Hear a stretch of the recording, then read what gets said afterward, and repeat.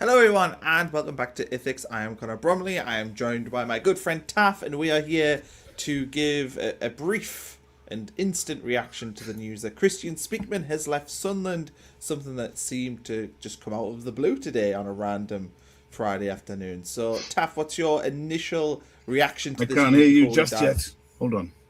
Oh, come on. The technical difficulties have been too much. Well, I will keep talking until Taff figures out his technical problems. As you can see, he's got his full work get up on. To be fair, he has come straight from work. So, Kristjaan Speakman leaves. I'm there. You can hear me now? There. Okay. I can now. So, I asked you, what was your initial reaction to this news? Thank you very much. Not surprised, except that it has perhaps come mid-season this quickly. I think when Gisolfi arrived, we all kind of thought, that's a bit confusing. Do we need two of them? And it's perhaps not surprising that he has gone. But a big thank you. Yeah. I mean, we're going to obviously talk about his legacy, I think, which is important. But I think the first sort of, 10 minutes or so we're going to talk here. Let's kind of talk about the reasons for this. And I think there's a few things worth talking about. We will be doing a tribute as well to Kristjaan Speakman. But there's a few ways of looking at this. One is the club is supremely ruthless. We are very ruthless as a football club. We can see a lot of the decisions have been that way. Stuart Harvey leaving was quite ruthless. I think the way that Dan Neil sort of was just kind of ruthlessly let go. A lot of the players we had from last season were quite ruthlessly let go. And the other way of looking at it is that this was a 5-year plan, and the 5 years is pretty much expired, and Speakman did what he needed to do. Is it next week or something that it expires? Yeah. So, yeah. Go on. I think Speakman, I think KLD took over like back end of February 2021, I think, and said he had a 5-year plan. Actually, Speakman was in before that. He came in December 2020, didn't he? So I think the first thing we need to try and iron out is everybody, and me included, has just kind of assumed that Speakman was KLD's man. Now, I'm sure that there were negotiations already ongoing. I think Methven has said that in the past, between KLD bringing somebody new in with some money, because they didn't have any. So when you go and buy a club, you must, and you've got negotiations, it doesn't happen overnight, unless you are the... Who's the team that knocked out Crystal Palace in the FA Cup? Didn't he buy them on holiday in Ibiza, that fella? Macclesfield. Yes, yeah. So unless you're a Macclesfield owner, you take some time over. So I'm assuming that Speakman must have had that KLD must have had some knowledge of Speakman's appointment. But that is actually an appointment before his time, isn't it? So he can't really take credit for it, can he? I don't know, because you can't take credit for the appointment, but I imagine you must have. You surely, if you're selling the club, you make a monumental appointment like Kristjaan Speakman, because Kristjaan Speakman surely doesn't come if the new owner doesn't want him. So that surely, because you think about how long a takeover takes to happen, right? Yeah. I know firsthand from just when I worked at the club, when people are interested, it's like a long process generally to buy and sell a club. So KLD would have been looking to buy something probably in the summer before he actually did. So I would guess that he would have been involved in that once they realised it's serious, because it's all the due diligence and everything else that takes forever. You'd think so, and he does seem organised and efficient. He has spoken in the past, at the start of the season actually, about how he had looked at French League One clubs and thought that there was no future and money in them, and that's how he ended up looking at us. So you'd have to think he was in there somewhere. And even if that is not KLD's appointment, because he wasn't the sole owner at the time, he just came in as a sort of majority shareholder, like 45% or something like that, wasn't it? He was the biggest shareholder, but not an overall majority to begin with. But I think the intention was he would always be there. But he wouldn't have stayed in his job for 5 years had he not got Kirill's confidence, whether he was his appointment or not. So he's clearly done very well for us, and he's clearly been very satisfactory. The timing's interesting, because I think a lot of people look at it as mid-season, but actually, you think about from a sporting director's point of view, I would say September and February are probably their downtime, because that's the time after a transfer window. So this feels, I think some people may look at this and think mid-season's a bit strange, but letting him go in June would be even worse, because June's when all the business happens. So it actually makes sense that it's happened at this point when a transfer window is just closed. Did you watch Reggie's press briefing today for the FA Cup? No, I mean, I have been chock-a-block today. So yeah, I you don't get to see him, but I'm pretty sure Speakman is in that briefing, and the resignation or the departure or whatever comes after that meeting. I think that's his last bit of business, because you don't see him, but we've heard enough of him that I'm pretty sure at the end of Reggie's press conference, you know, the bit where they say, "Okay, cameras off for the printed press." I'm pretty sure that's Speakman speaking there. So I think that was his last official bit. Is it Oscar? Right. Yeah, well, Oscar's the person. That's why I ask. So yeah, Oscar, the head of it's normally Oscar, is the person who's there to say off. But Speakman could well have been in there, because I imagine he would possibly have said bye to people in the room. But then the story didn't break early, so then maybe that isn't the case. I don't know. Anyway, I think that the timing of it is logical. Makes sense. Makes sense. And that gives him some time to get another job. I can well imagine that he would be in high demand by championship clubs, having done what he did with Sunderland on the most extreme of budgets, really.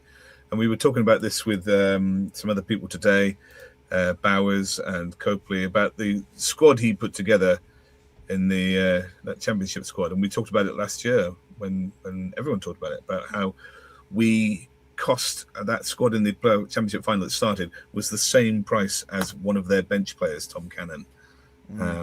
So £10 million, but that's remarkable business. And I think everyone's going to chase that sort of golden unicorn, whatever, golden egg, of trying to build a championship team on the cheap, so they can do exactly what we did in the summer transfer window. And he'll be in demand for sure. Timing gives people conspiracy theories, though. I have not seen conspiracy theories, so SJ 30,000. If you want to actually put in what the conspiracy is, I'd be interested to see what. Well, I imagine the query is sort of some sort of power struggle between him and Gasolfi for who's in control. Let's face it, we're human beings. We like a bit of drama, and we will make some if there isn't any present.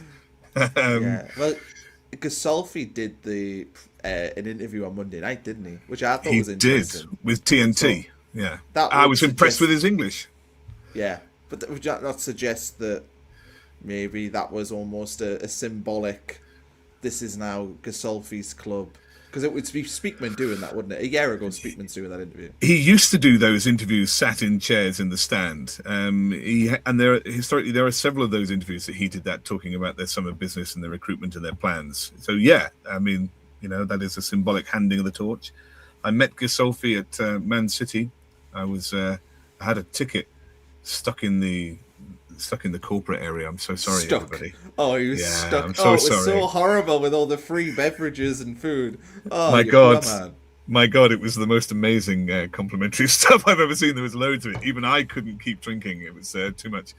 But he got up at half time because, you know, he seems to have this liking where he likes to go down and meet the players off the field at half time and full time. Gasolfi, he's always kind of present in the tunnel there to try and say hello to them and stuff like that. Well, he got up early at half time, and as he walked past me, I just said to him, "How were the lads?" And he was very nice about it. He gave me a little tap on the shoulder and said, "Yeah, well, thank you very much," stuff like that. So he's quite personable, and he comes across that way. Let's have a look at some of the comments. He did a really good job. Our loss is definitely going to be another club's gain. I mean, I think that is also an interesting one, because I think Kristjaan Speakman, he leaves, I would guess, with everyone's well wishes. He's fundamentally done an unbelievable job. And I think that for him, you know, the progression for him, he probably is going to land himself into a top-end championship job. I would suspect if, you know, you are a championship club that's maybe a little bit down on your luck right now, you know, maybe Norwich, who've struggled, and I know their sporting director, Ben Knapp, has really struggled, a big-ish club.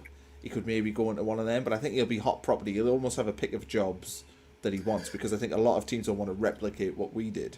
I think so. Unless somebody like Birmingham City said, he used to be here, we've got loads of money, come here, and doesn't matter. But it's the same sort of project, though, isn't it? Yeah, it is. Yeah. You want to get in. Okay. He was pushed. Was there a fight? The club's statement feels like there's something off. Why isn't it left at the end of the season instead? We kind of addressed the end of the season thing. The thing is, we'll never know if there was, internal fighting or what. I mean, Kristjaan Speakman has put out a statement that seemed quite... Though he didn't thank Kirill, I don't think, when I read that. I might be wrong there. Yeah. So maybe there is a little bit of bad blood, but I don't know. It's kind of, it is what it is, isn't it? The club is so ruthless, but it's working. Yeah. Sorry. It is ruthless, and I do wonder about why there is, because I think it's clear that Gasolfi is his replacement. So why do you think we have that and we need him? And why do you think that has taken place? Because I don't think it's that Speakman does a bad job. Although I did earlier today in our group play a bit of devil's advocate, trying to suggest that his last 12 months had seen some costly duds. Maybe we'll talk about that. And that perhaps he'd lost his hot touch. But I think it's that Speakman's knowledge was young players, English players, and the leagues in and around the Championship and League One. And he also had a good knowledge of youth teams as well. He had good connections there because that's where he used to work. So I think that really suited us then. But once you go into the Premier League, and we've seen the plan from the club buying from France and Belgium and Holland because they're cheaper and you get a better quality of player for your money, it goes further. And we needed that. And I just, Gasolfi working at Roma, and did he work at Nice before that, I think? He has those connections. And the way he goes down all the way at half-time and full-time, I mean, he makes real personal efforts with players. So I think that will swing it. And I just think you're on a different plane, and Gasolfi has those European connections and that sway and knows players in Europe in the way that Speakman knew players at youth level and in the Championship. And so I just think it's horses for courses, and I think that's it, really. I mean, in the summer when Gasolfi came in, I think we would all say that we were a little bit like, oh, well, that sounds very much like the job Kristjaan Speakman does. Although Kristjaan Speakman was sporting director, I think Kristjaan Speakman had a bit more of... Oh, getting his beer in there early on a Friday evening. I think Speakman maybe had more to do with coaching side of things and development because that's kind of his background. And well, I'm not sure we should go there because he did declare that Beale was the best coaching I've ever seen in my life, didn't he? So it was. Maybe avoid that one. No. But what I mean is I think that when Gasolfi came in, there is definitely a huge crossover between his role and Speakman's role. There is, for sure. But I think it's that Gasolfi has those European connections and knowledge, and I think that's what we had to tap into.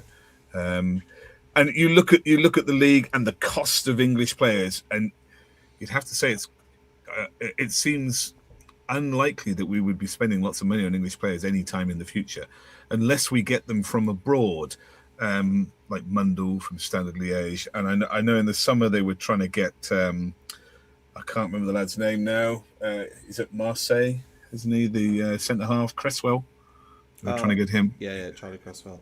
Yeah, so I think unless they're players like that, I don't think we'll be shopping around in the domestic market for English players because they're so overpriced. So you need those European connections to get that quality, and I think that's why Gasolfi replaces him. And what is there for Speakman to do if that's our focus? That isn't Speakman's expertise. So I don't know if it's not necessary or they come to an agreement or if it's always planned to leave and look, just get us through here. Ease him into the club. He's reduced into the club and the new players. You know how things work. And now he's got time to find another job. So I don't know. But it seems relatively smooth. It seems like it's been managed at the right time. And he goes with very good wishes. Although I would like to play devil's advocate a little bit. Just to see, just to reflect. Well, I just want to have a think about... obviously, I think we all agree he's found some absolute bargains for us. And, he managed the team against fans' wishes at times, resisting getting a striker here and there because you want to get the right one for the right price. And he was very He did a lot of what you might call canny deals about getting people on loan with a commitment to buy. And in the early days, some of those like Jack Clark and Patrick Roberts, you were never sure, because we'd done quite well, and those players had done well, whether we could convince them to convert the loan into signing for us then. I remember worrying about that and thinking, oh, they've done well with us. Why would they bother to sign us? So other people will be after them for such a cheap price. But he manages to get them all over the line. So I think he does really, really well for us. But then there are, in the latter days, a whole bunch of duds that we sign. In relative terms, for what we were spending as a club, significant money. Racine was 2.5, Alexic 3.5, Pembele, Bar, Aushish. I kind of like some of these guys. Maybe Alexic still has a chance. He's young. Everyone kind of likes Aushish for his honesty and effort, but then they turn out not to be, next level players are not good enough. And you could argue that the team that doesn't play in the championship, in the playoff final last year, is considerably more expensive than the one that does, and that they're all purchases and they're his. So, if I was to play devil's advocate, I might say that he perhaps lost his Midas touch a bit in that last year. I wonder if that influences anything. You add that to the European knowledge of Gasolfi, and maybe it is just time to move on. I don't know. What do you think about that? Am I too mean? No, I think that there's a couple of things really. There's a couple of threads that I would pull on there. The first one being, it was my understanding of Speakman's role that he isn't necessarily the one outwardly picking the players. I presume Stuart Harvey, the scouting team, presented him with players, and he's the one who's almost the middle person, obviously negotiating the contracts and things like that. So I don't know how much you can put the blame on him for certain transfers. And I think that's fair. I think the other thing I'd say is that for me, a sporting director or a football manager, depending on how a club works, their job is ultimately progression. So it's the same in any workplace, isn't it? You're paid to do a job, you get given resources, and golden unicorn. You get given specific resources though for your job, and your job is to get from A to B using those resources. Fundamentally, Kristjaan Speakman's hired to drive Sunderland towards the Premier League. He's given resources to do that, and therefore, once you get to the destination, he's done that. It doesn't really matter what's failed before, because he's actually got you to that end point. Yeah. If we lose the playoff final, the 5 years comes, we're sat in like 8th place in the championship right now. It doesn't look like we're going up more kind of treading water. I think definitely you could say, they've wasted on, Paveda and Bar and stuff. But I think ultimately, to reflect properly, it's like when, you're a historian, I did history. When we reflect on, say, presidencies, and you look, and people go, right, were they good, were they bad? Always, when you look at one who you might say is good or bad, there's always going to be elements where you go, well, the good outweighed the bad. And ultimately, that means that they were good. And I think that's how you'd have to look at this. Yes, I think you're right. And I think there isn't a true and honest history of the past to write. And in that sense, there isn't a true and honest history of Speakman's time to write. It is always what we write about Speakman or say about him is always a reflection of what we think about things now. And if we didn't make that promotion, and if we're there next season, and the likes of maybe Neil or Sirkin move on to some better offers, or I doubt it. But you don't know what happens. We don't sign all these players. We're left with, some. I think if things are difficult because we don't make that playoff game this season, then the story we write about Speakman leaving would be less generous than it is now. So it is a good reflection on where we are that we speak highly of him. But objectively, I do think he's done a good job for us. I can't remember a time when our recruitment was really so laser focused. And at times, a lot of people didn't agree with it, trying to buy young people. We were really rigid. It softened a bit. Even under Speakman, it softened a bit. But we were really rigid at one point where we are not paying a single penny for anybody over 23. They will be a loan only. And once they get to 29, we're not interested in them at all. And it was really quite rigid like that. And so we ended up not giving Danny Bart a contract in the year that he won Player of the Year and things like that. So I remember it being quite rigid. And it did soften a bit when we flopped that season. But, he got us some great deals. And I think that I think even objectively, you have to appreciate what he's done. But we were really focused, and we had a plan, and we stuck to it, despite fan miscontent at sometimes. We went a long time without a striker. Another striker. It was getting a bit ridiculous at times. But I think it's, if you have the nerve to hold your course and you're proved right, I think that's really impressive, because it takes a lot to hold your nerve in this game. And he was right. And I think a lot of people will look at that and he'll be extremely employable. The plan has changed slightly, but I honestly, and I challenge you here and in the comments, I cannot remember a time in 35 years of sports and where our recruitment model was so clear. We all know what we're doing. We will pay for a sprinkling of experience in certain areas, but we're still only getting people under 23 for the big bucks, and we were all really clear about that, and it makes for a very coherent team and a very coherent approach. And then what kind of manager you need. You want a manager with youth experience who will develop players.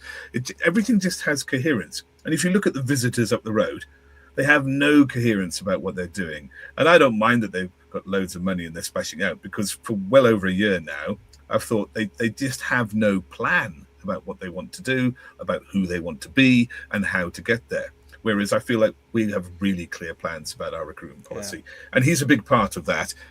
So, yeah.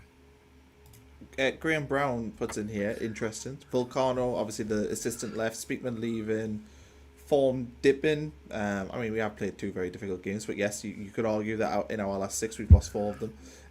Is there a connection between all that? I mean, is this, I can understand why a fan may start looking at this and thinking, why is there all this change happening when objectively we are doing quite well? Why are things changing? My sort of thought is it comes back down to the ruthlessness. I think Vulcano leaving, clearly they weren't getting from him what they were wanting. Speakman leaving, I think, is a clear sign of, I mean, they said it's the board of directors. Clearly that is essentially it's ruthlessness. Is there a use for Kristjaan Speakman right now? And the form dipping, I mean, I don't know if we can really comment on that, because it's hard to know if our form's actually dipping or if we've just played difficult games. Are we a one-man team with Granite Xhaka, all that good stuff, which I'm sure we can talk about another day. But yeah, do you see anything in this comment? Do you think there's any connection to all of this? No, I don't. I think they're 2 separate things. But what I do think, and I mentioned it when we were talking on one of our lives a couple of weeks ago, or maybe one of them, so often, I don't know which one it is, but I did remember pointing out to you that Vulcano hadn't been here very long as Regis's assistant. Pedro Ribeiro left as his chief assistant after a short period of time. And for all Regis is quite a mild-mannered, calm fellow, maybe you do wonder, there's 2 chief sort of coaches who've left in pretty short order. And you have to wonder, why is that? Do they not, I mean, is Regis a bit of a control freak? Do they not get the space they want? Is it simply, as both stories have suggested, not really the right fit? But that's an odd thing to say about somebody moving on from a senior position.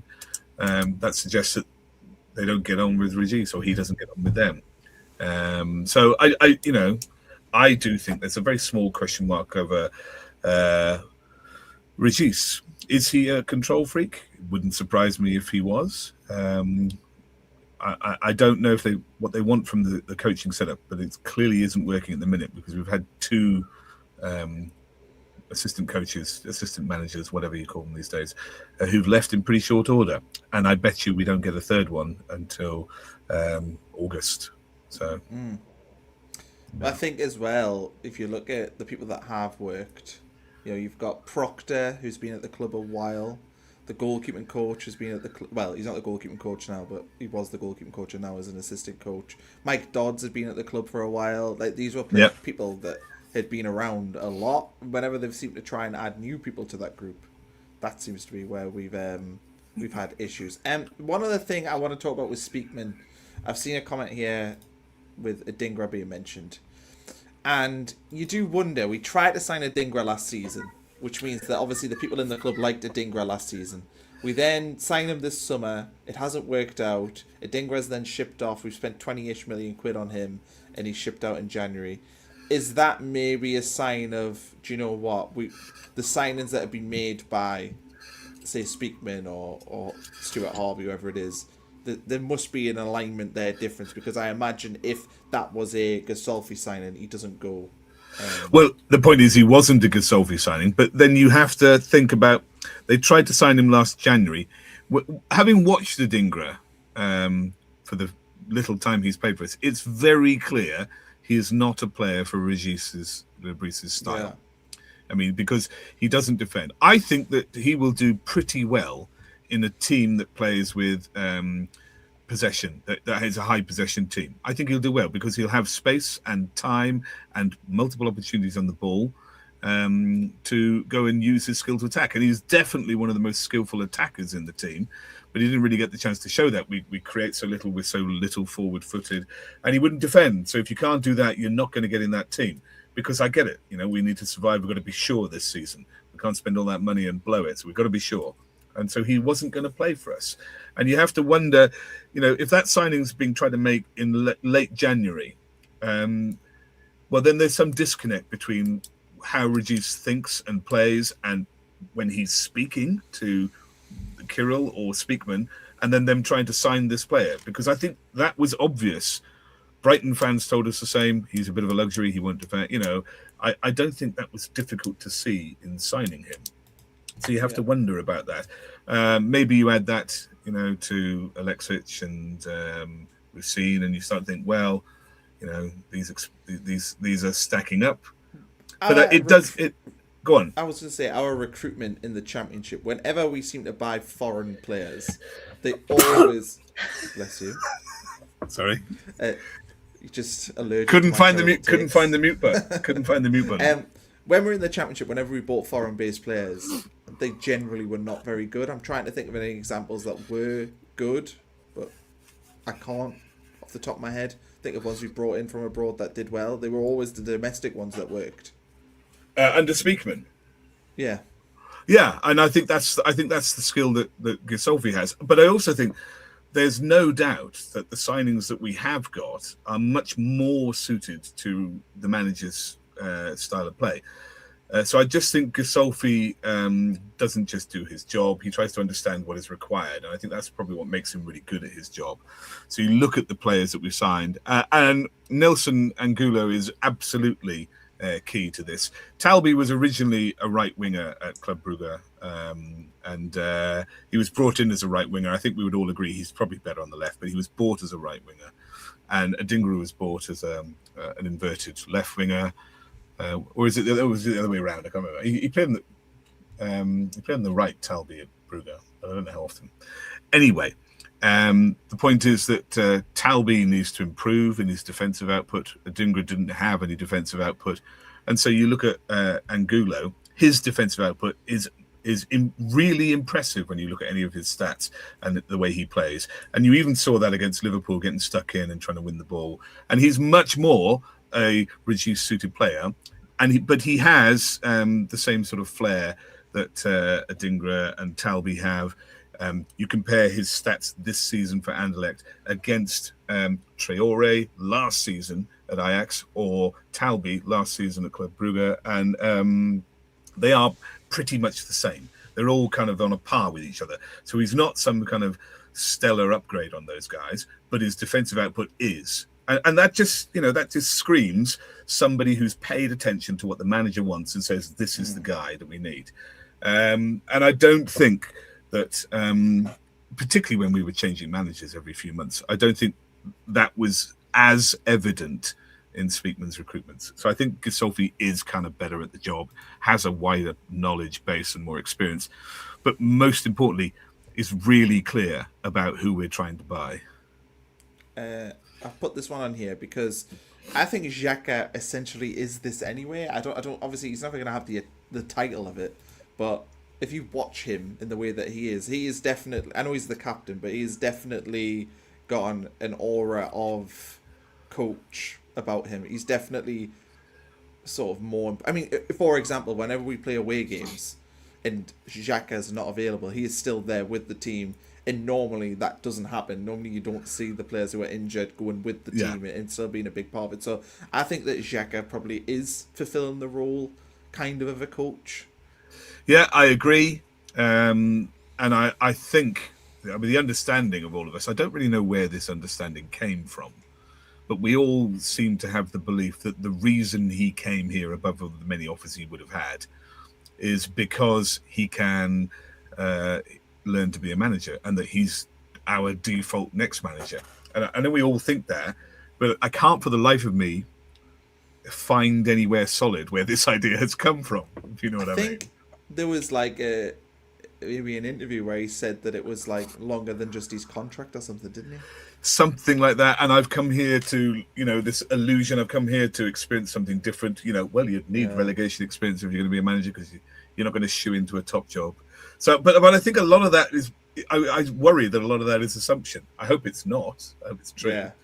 But I do think that that's why he's here. So, yeah. So, to kind of wrap up this conversation, I think while we are basically coming to the consensus that it was a 5-year plan, the 5-year plan is over. Now we are entering a new phase. Does that suggest to me that there is a new 5-year plan? Are we now, was there, say, a board meeting this week where the club went, right, we've done the 5-year plan now. What is the next 5-year plan? What does it look like? Do you think we've entered that phase, or do you think now the plan isn't necessarily we've got 5 years to do X, Y, and Z? Do you think the plan now is just steady progression and keep going forward? Or do you think they have went, you know what, in 5 years' time we want to be in the Champions League, in 5 years' time we want to have won a trophy, in 5 years' time we want to have done whatever it is? You sound like that Yank who was on Talk Sport for the Visitors the other week, don't you? In 3 years' time, we're going to be competing for every trophy on the planet. That's what he sounded like. When Kirill Louis-Dreyfus did that interview on Sky Sports, I think it was like November or something, he said, we've achieved this, and we had a plan to achieve this. We have a new plan for what we want to be. And I'm pretty sure he said in that we want to be a team that is competing for European spots. And I think the plan is not simply to solidify us or to get us a gravy train of academy players and investments, no sort of dragnet of youth talent that we can loan out and sell and keep the money coming in. I do think that there is another plan, an alt ending, if you like, with where we are a regular sort of top 8 side. I think that should be the goal, a top 6 side. And if you were in our position right now, having had the successful last 6 months that we had, you would have to sit here and think, wow, where would we like to be in 10 years? Maybe an expanded stadium, maybe some greater corporate input, maybe some wider, marketing around the world. And all of this requires us to buy, sell in a canny fashion so that we can be a regular top 6, top 8 side. And I think if you do that, that surely is the goal. And I think that was the illusion in that interview that KLD had. And that's going to need different structures, different teams. And we've seen those people, come and go. Harvey's gone. We've got David Bruce in, who has come from the MLS, and he just has a sort of grander vision for things. There's been a lot of movement domestically in the club and the marketing and signing deals. I think there'll be more of this sort of stuff to come, and the club will evolve. And Kirill Louis-Dreyfus, for such a young man, is deeply impressive in the way that he is focused on, I want to improve this club and I want to get better. And that means he is ruthless. If you want, you're running, he's running a business. We're not. We're running, what are we running? We're not. We're clinging on. Nothing. We're clinging on. No, we're not running anything. Yeah, I'm running back and forth to work so that I can pay to go and see the lads. That's what I'm doing. Yeah. Right. I think, the future is very bright for Sunderland. I think that is the thing that excites me. And look, I get today, it's disappointing to see Kristjaan Speakman leave because he's been such a big part. I generally liked him. I think sometimes he's a little bit, his manager speak can get a little bit David Brent and stuff like that. But generally, I think he's done a very, very good job. I hope he lands on his feet and gets something good, and I hope he doesn't settle for something. I hope he genuinely gets something, a good project, and we can watch from afar and hope that when they get the Premier League, we'll beat them twice. I imagine that Sunderland fans, whenever they bump into him, will always shake his hand and say thank you, and he deserves that. Yeah, I would agree with that. Last comment on here. KLD gets us to a regular top 8 side. Is that proven to his mother he's capable of being in control of a certain other club? But I think, aren't Marseille owned by someone else now? Is that not? I think they are. I think his mother just has a stake in it. But also, there's no money in French football. Louis Dreyfus has said that himself. That's why he bought us. They didn't even get didn't they struggle to get a sponsorship deal for the entire league? Deal. Couldn't sell the rights to the TV. There you go. What's interesting, I think, with it is even the Bundesliga is shown on Channel 4 now, isn't it? I mean, and Mark Goldbridge has games. Are you kidding me? Yeah. I mean, well, he's not paying top money for those rights, is he? But I think that it's weird because of Kirill's age. I mean, he's not even 30 yet, is he? So, you talk about somebody that could, in theory, if he wanted to, own Sunderland for 50 years. Just wild. Well, I mean, the wild thing is I'll be dead if he does. Do you reckon? Well, we better bloody win something. You want to see yourself going to the mid-90s? Well, if I do, let's beat George Foster's record. What, 99? Yeah, I can do that. Yeah. Good guy, George Foster. Well, I'll go because I went to his 99th birthday party this year. Oh, last year, sorry. And I gave him a crossword book. Hopefully he filled it in. Well, I don't know. He was probably just a very polite man at that age. Yeah. Seen it all before. Only 18, we didn't ask for likes, to be fair. It's not really our bag, but thank you very much. Yeah, I mean, we should ask for likes. 2 o'clock in Bentley's. This is a man from my generation. I remember Bentley's. Cracking place. I remember what 2 o'clock is like as well. Idea. Bentley's just a part of me, or a right winger who played for Blackpool. And refused to sign for us, didn't he? Is that the right? I got the right one. I think most people did. Oh, Bentley was cracking back in the day. 2 o'clock in the alley down the left-hand side, if you got lucky. Don't ask. Feels like a good stopping point there.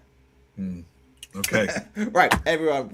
I don't think we will. I'm not going to do it. I think we'll rule out a watch along on Sunday. We did talk about it, but that's good because I have some news for you. I'm not available. I have relented and I am going to the game. Oh, you are going to the game. Oh, well, that means you won't be here for the live stream. Yeah. Is that okay? That's fine. You can still do it. What do you mean? Is that okay? No, it's not. You must not go to this event because I want to talk to you for 45 minutes after the game. No, that's fine. You are excused. I would have preferred a holiday form. Oh, okay. How many days in advance? I don't know. 2 clear games. 2 clear games in advance. Yeah, 2 clear games. Yeah. Well, schools though they don't accept holiday forms anymore, do they? I'm not at school. I got 10 days off, Mara. Don't you worry about me. Well, I will be live. Unfortunately, just me after the game on Sunday, and then we'll record probably Monday. Something like that. Monday or Tuesday for sure. Yeah, there'll be lots up next week. We've got a big propaganda to put together, haven't we? We do have a big propaganda, but hopefully we win a game so that the propaganda is at least fun. Yeah. Because it's no fun. Taff can do live streams from the game pre-match, half-time, full. You could do that, to be fair, Taff. I mean, I could try. For drop in for 5 minutes. No, it's fine. Bentley's There's a Blast from the Past. There we go. Right. Thanks, everyone, for watching. I hope you enjoyed this 40-minute reaction to Kristjaan Speakman leaving Sunderland. I'll catch you on Sunday. Taff won't because he's busy gallivanting at the game himself. How awful. And, yeah, we'll see you Sunday and then next week.